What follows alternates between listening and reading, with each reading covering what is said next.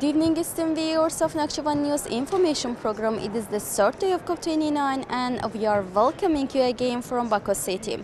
Today on November 13, the Summit of Developing Small Island States was held within the framework of COP29 and President Ilham Aliyev participated at the very summit.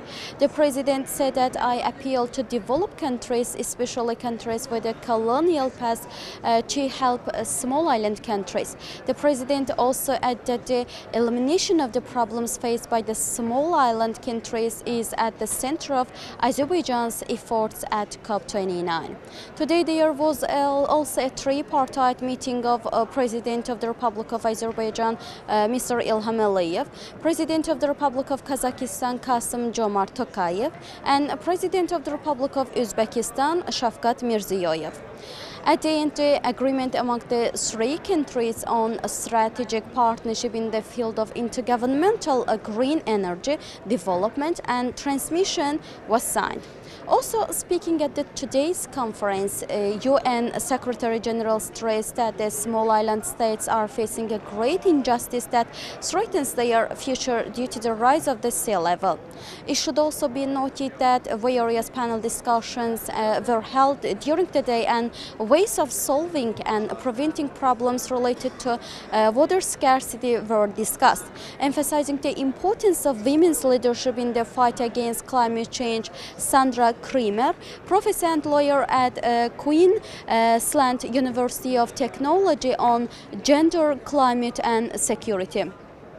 Also, Murat Kurum, the Minister of Environmental and Urban Planning of Turkey, said that it is very important to expand relations among developed and also the developing countries and bring them closer together. The head of the climate diplomacy team of the chairman of the Alliance of Small Island States, Rihanna Hyans, spoke at the panel session on climate, justice and equity. She said that in her speech that climate change is causing serious destruction in small island countries. Esteemed television watchers, as the Nakhchivan News team, we tried to briefly convey the events that happened during the day. Now let's take a look at the impressions and thoughts of participants and guests, also the media representatives and official parties participating at COP29.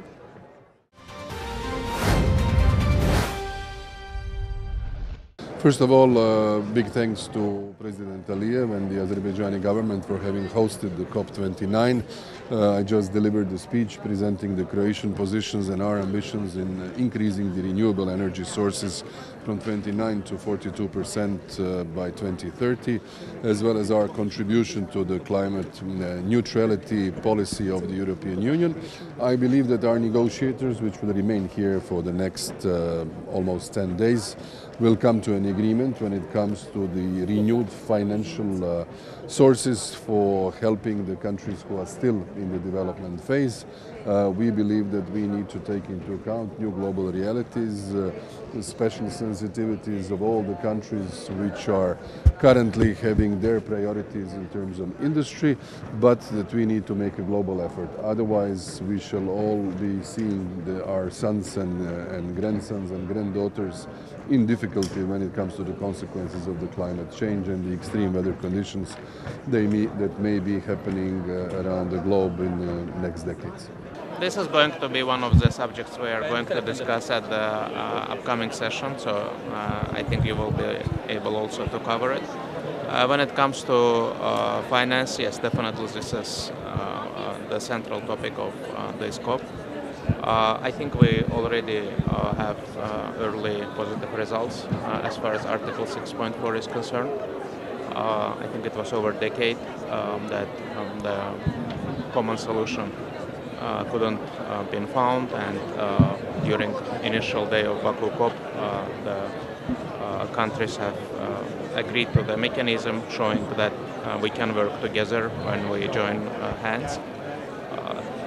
So carbon market mechanisms will provide, in our opinion, needed resource for finance. Secondly, we also praise the joint statement of MDBs released last night, early morning, and the volume of $120 billion of annual commitment by 2030, as indicated in the joint statement, is significant progress. Certainly, we still need to work more within the work continues. But I think what is important is that spirit is there. Azerbaijan's one-off initiatives of Azerbaijan as presidency also suggests establishment of climate finance fund and facility to be based on the inclusion and participation of fossil fuel producers, be it nations or companies and corporations. And we will devote the upcoming year of presidency of Azerbaijan in run-up to COP30 on ensuring the necessary commitment and pledge around this issue. Thank you very much. We are here at COP29 because we do a program for children around climate change.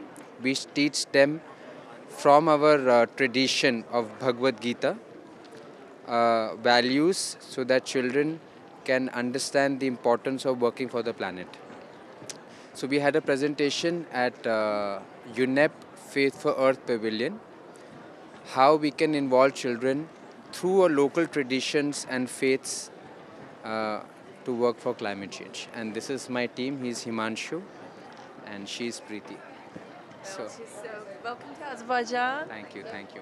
Dearest viewers, these are our guests from India, and they're doing something very important for the sake of children, of course, and there is that great big correlation between children and climate. So they are one of the representatives in the world who are doing this, so we're so proud to air them through our program.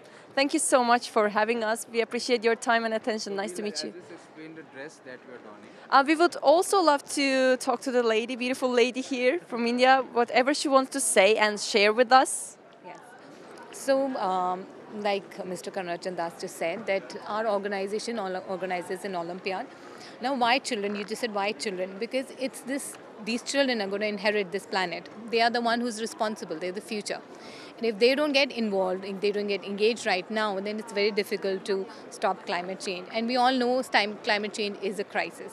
And it's happening right now. And it definitely requires an immediate attention. So, yeah. It seems like you're the real contributors, people. Thank you so much for everything. Thank you. Thank you. About Baku is my first visit, and though I have lived in Russia, but this is my first visit to Azerbaijan. It is an extremely very clean city and very disciplined and organized. And the conference also, I have attended many conferences, big ones including in India, but this one is extremely well organized, where there are people even helping at metro stations. So I must say it's an incredible effort. I'm an artist, I'm a singer, I'm a vocal coach.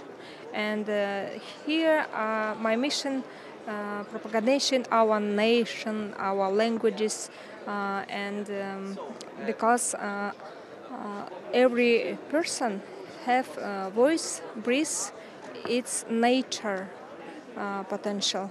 And we are Mother Earth, we are children of Mother Earth, and we need to save our Mother Earth, but we need made voice and breathe, and will be in the harmony with inside my soul. It's very important, and our Mother Earth, she is very strong, but we need to save. Can you please perform, or maybe talk about your, perform with them, and then at the end with this one? It's a time for high vibrations. I will keep it, and we will. Okay. We will be so glad to hear from you. First, this one. Okay. Good to go. Okay. It's rhythm for heart of mother. Rhythm.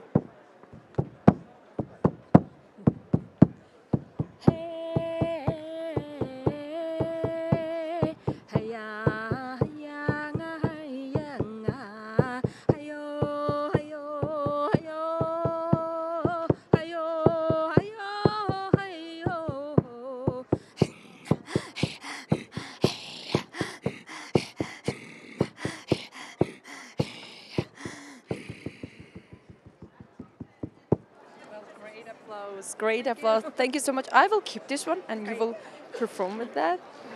Full concert.